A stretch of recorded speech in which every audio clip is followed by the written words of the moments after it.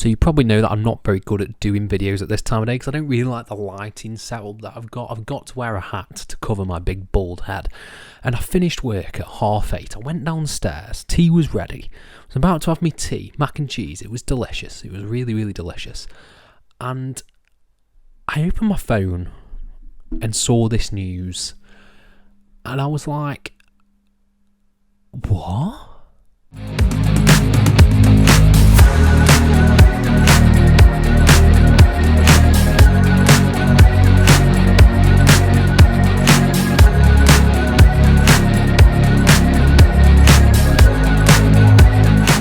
Hello and welcome to FTTR. I am Hugh McQuaid, and today we are talking about the sad news that Scott D'Amore has been fired from TNA Wrestling and has been replaced by Anthony Ciccione, is how I'm going to pronounce that. And what the ramifications of this will be, yeah, this is weird. But before we dive into that, please subscribe, please like this video, please comment your thoughts down below on what you make of this situation. So this sort of came from out of nowhere. This was just seemingly randomly dropped, and it's official on the TNA website.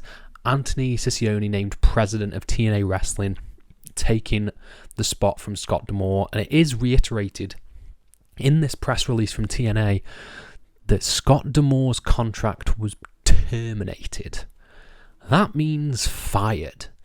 Now, why do I think this is a mistake? Because I just sort of adjust this. Why I think not necessarily a mistake. Obviously, I'm not going to speak for Anthony Ciccione. He might be the biggest wrestling fan out there, the biggest wrestling mind. But to me, this screams corporate execs need control.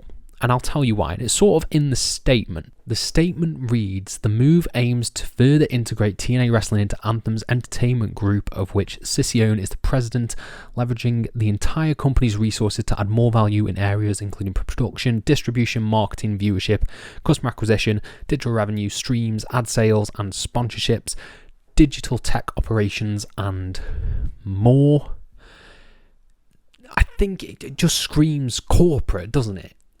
Now, this is sort of a two-way thing. I'm torn on this because, on the one hand, across every industry, every single industry, when the higher-ups think they know best, it always goes wrong. For example, Justice League. There's a prime example. Joss Whedon's Justice League was too dark when it was Zack Snyder. Let's change that, said the execs, and we get Justice League. The Amazing Spider-Man 2, the exact same thing, corporate interference. Video game side of things, you've got the heads of Xbox and PlayStation, not one hand not talking to the other and all that. It's just, it doesn't work.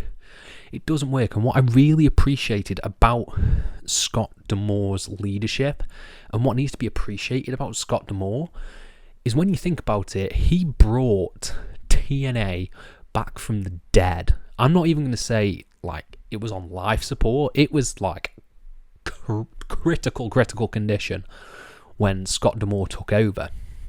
And he really built that.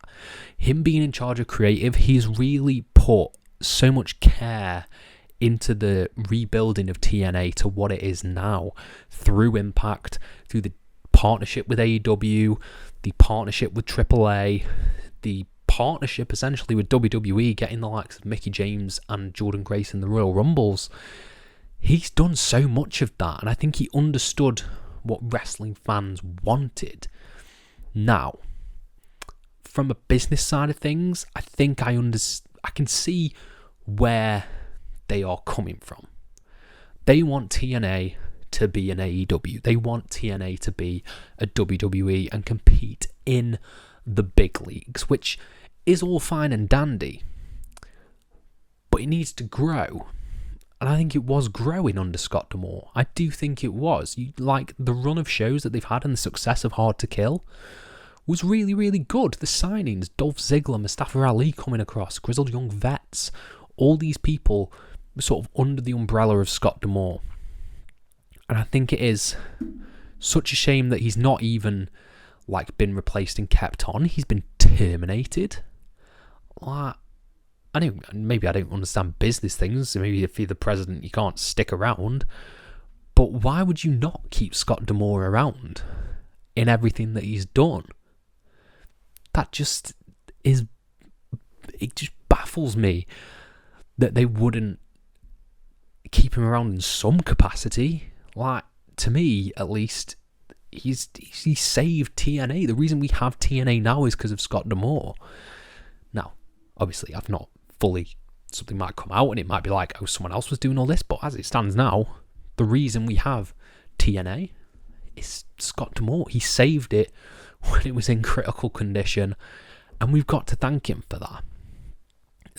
Begs the question, though, what next for both TNA and what's next for Scott D'Amore? So we'll start with TNA. I think TNA is going to be a very strange one because I particularly remember recently when Moose did Chris Van Vliet's podcast, and he said the reason that he hadn't signed with AEW or with the WWE is out of loyalty for Scott D'Amore. And with Scott D'Amore gone, how many of these wrestlers are going to follow suit with D'Amore and maybe seek pastures new? Will that be detrimental to the growth of TNA right now? Because it really felt like they were building something special. And to see not necessarily a talent exodus, but it could very well happen. You could have all these people who are loyal to Scott D'Amore just leave when their contracts expire. They could shift the balance of this growth, which I think is only detrimental, to be honest. I think it's not going to help anyone because obviously everyone loves Scott D'Amore. And I think the other question is, what next for Scott D'Amore? Obviously, he's such an incredible mind. He's such an incredible, booker, president of, TNA, that he's not going to struggle for getting work. Where he will end up, I didn't really want to speculate. It's like, the thing is still warm. I didn't really want to speculate on where it'd be, but any company would be a fool not to pick up Scott D'Amore in some capacity because he has all these relationships and all these networks and this incredible wrestling mind. So I think it is incredibly sad that he has gone from TNA, but I think he's not going to be short for work anytime soon. And overall, is this doom and gloom for TNA, the rebirth of TNA already? I don't think it is. Like, as pessimistic as this was, I just love Scott D'Amore. I love how the underdog story of TNA has come about. I just think if this is a corporate move, corporate moves never end up working out well, do they? They just never do. And I think it would be a shame if TNA now becomes incredibly, incredibly corporate and, money driven. That's not necessarily what I want. So, overall thoughts. TNA should be okay. Scott D'Amore will be okay in regards to his career. I think we've got to wait and see. We'll have to see what else comes out, what more gets divulged about this, and where we go from here. It's obviously an ongoing story, but I wanted to get this out because I do feel very passionate about it. The Impact tour that I went to was class, and obviously Scott D'Amore was a big part of that. And I really wanted to see TNA grow under the vision of Scott D'Amore, if that makes sense. There's going to be a huge outpouring of love for Scott D'Amore, and it's a weird one. Very weird. If anything, insane breaks, I'll be sure to look into that and hopefully cover that stuff as well. But those are my thoughts on this weird shake-up. Let me know your thoughts down in the comments below, and I'll try to reply to every single one of them. Thank you all ever so much for your support, and have a nice day.